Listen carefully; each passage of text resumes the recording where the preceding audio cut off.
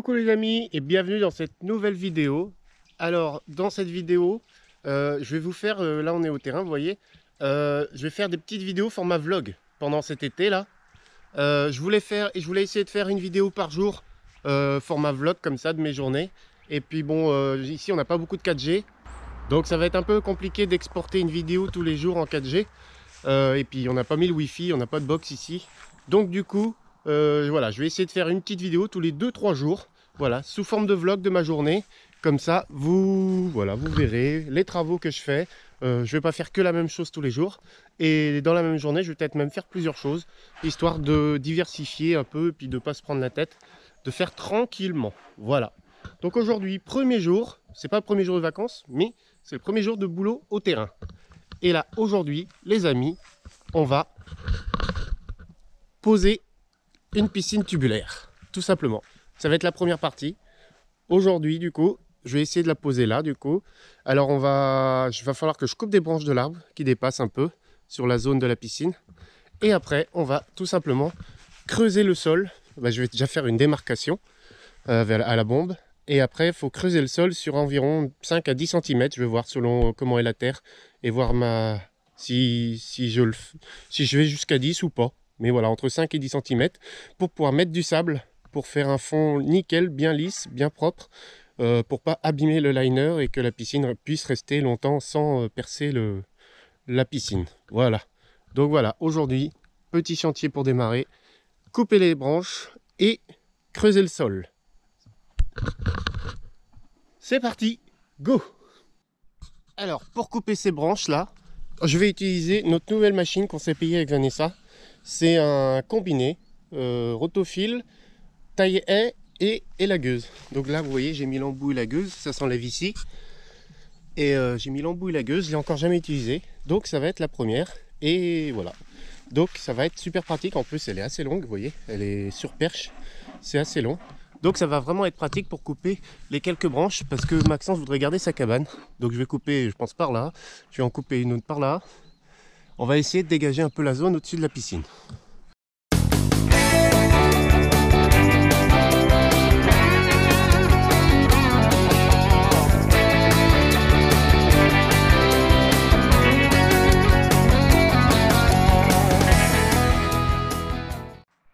Et voilà, ça fait un peu de propre. Maintenant, il va falloir délimiter la zone. Donc la piscine est faite 2 mètres par 4. Voilà, 2 mètres 11 par 4. 2 mètres 11 de large. Donc je pense que je vais faire... vous voyez, là j'ai des palettes de récup.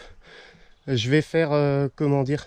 Je vais mettre 2 palettes, ça va me faire la largeur. Ça fait 1 mètre, si je me gourre pas, ça fait 1 mètre 20 une palette. Donc ça fera 2 mètres 40. Donc ça va être pas mal. 2 mètres 40 de large, je vais voir un peu plus large comme ça, histoire qu'elle repose bien sur le truc. Et en plus ça va me permettre de faire des angles bien droits à la bombe. Et ça va me permettre de délimiter ma zone. Et après j'ai 4 mètres de long. Alors il faut que je la positionne bien, à peu près, je vais voir ça. Donc go, délimitation de la zone de travail.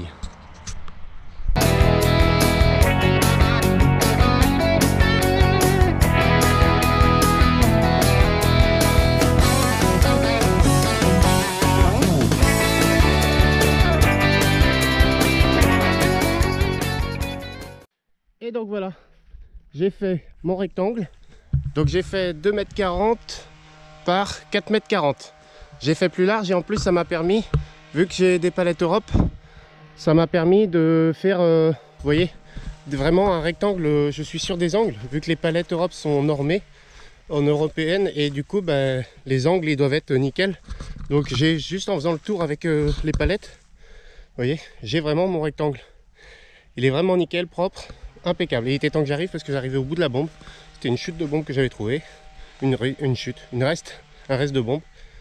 Donc voilà, impeccable. Donc maintenant, il n'y a plus qu'à creuser. Ça va être la partie la plus rigolote. En plus, le soleil commence à sortir. Et là, on va commencer à avoir chaud. Là, il est 11 h du matin. On va commencer à avoir chaud là. Donc il n'y a plus qu'à creuser. Et voilà, j'ai fini. Non, je rigole. J'ai fait les contours. Je sais pas si vous voyez bien la caméra, mais voilà. J'ai déjà fait tous les contours. Et en fait, je me suis aperçu d'un truc. C'est que faut être sacrément con pour se dire tiens, je vais creuser dans de la terre qui n'a pas vu une goutte d'eau depuis des semaines. Putain, moi je pensais faire ça à la bêche, tranquillou et tout. Et non, non, à la pioche. Et là, vous voyez, j'ai creusé 5 cm selon les endroits, quoi. Il reste tout le milieu encore enlevé. Oh putain. Quel con, bordel, quel con. Allez, petite pause bien méritée et je m'y remets.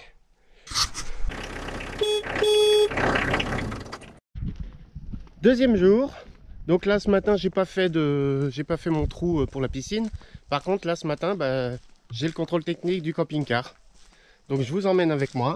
Bien sûr, on va pas filmer toute l'intervention. Mais voilà, je vous emmène avec moi et on va aller voir la santé du pépère. S'il est légal ou pas. Donc ça y est, le voilà en cours de contrôle. C'est rigolo parce que du coup le mec il a été côté conducteur pour ouvrir la porte, mais il n'y en a pas. Il n'y a qu'une porte, c'est derrière. Donc voilà, il n'y a plus qu'à attendre. J'espère que ça va pas prendre longtemps et surtout j'espère qu'il va passer. Bon, je doute quelques petits travaux. J'ai ressenti peut-être un roulement à l'avant, on va voir. Donc on va bien voir tout ça. Maintenant, bah, il n'y a plus qu'à attendre. De retour du contrôle technique, là je suis au terrain. Donc voilà, me voilà rentré. Et ouais, il est passé du premier coup cette fois-ci.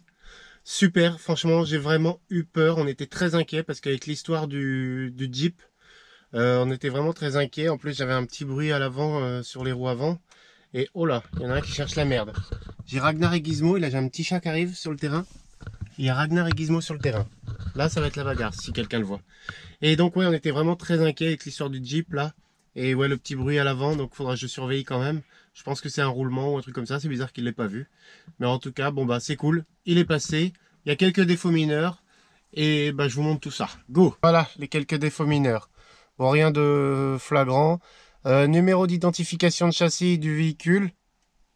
Difficilement identification inhabituelle. Ça c'était rigolo. Ouais, j'ai vu le gars, il a galéré dans le camion à chercher les frappes à froid, tout ça. Flexible de frein endommagé. Performance de frein de service, déséquilibre. État et fonctionnement du phare, système de projection légèrement défectueux. Ça c'est le phare que j'avais repeint. Vous vous souvenez? Quand le verre était tombé l'année dernière, j'avais recollé le phare. Et j'avais repeint l'intérieur, donc je pense que c'est ça. État général du châssis, corrosion. Un petit peu de corrosion. Tuyau d'échappement silencieux, dispositif endommagé. Ça il m'a dit c'est parce qu'il l'a noté. Mais c'est parce qu'il a été refixé. On l'avait refixé à la caisse, donc du coup il l'a noté quand même.